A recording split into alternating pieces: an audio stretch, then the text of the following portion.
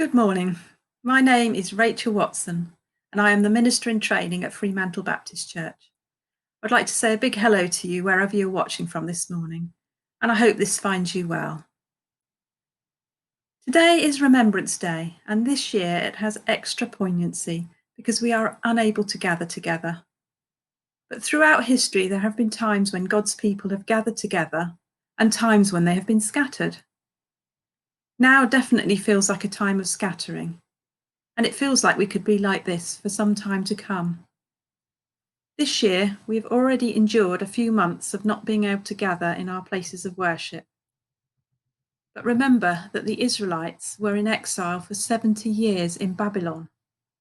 They couldn't meet in their beloved temple, and they were cut off from many of the rituals and practices by which they had previously defined themselves.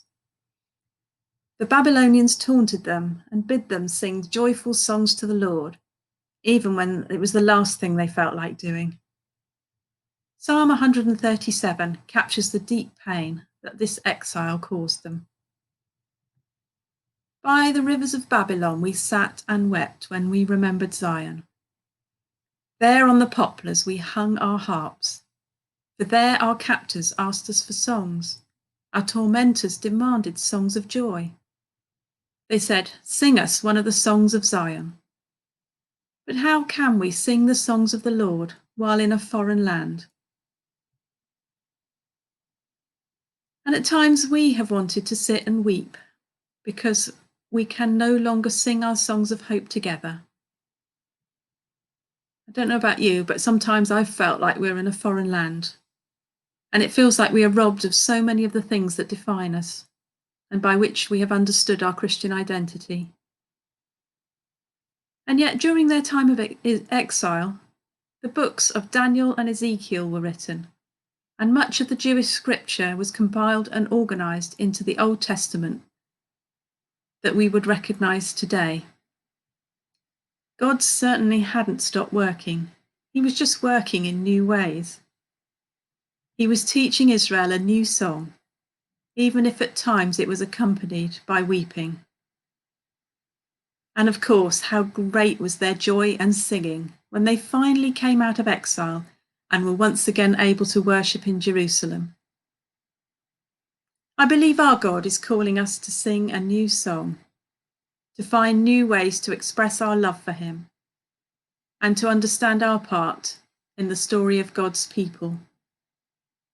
And as scattered people, we can hold fast to his promises that he is the God who will also gather his people in.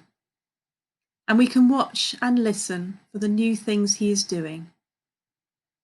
Dear friends, do not give up hope. Our God is still with us, and he is still at work, even though it may be in ways that we do not yet recognise. The Southampton House of Prayer have called for today to be a COVID day of prayer.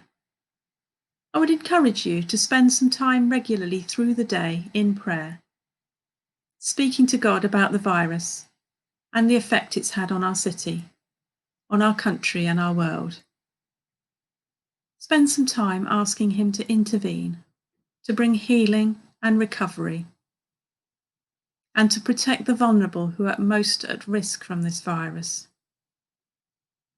We can pray together for God to make himself known in our nation and to bring revival to his people and to this country, shining the light of his love far and wide. It is my prayer for you that this week you would know that light and love in your life. And I hope you have a good week. May God bless you.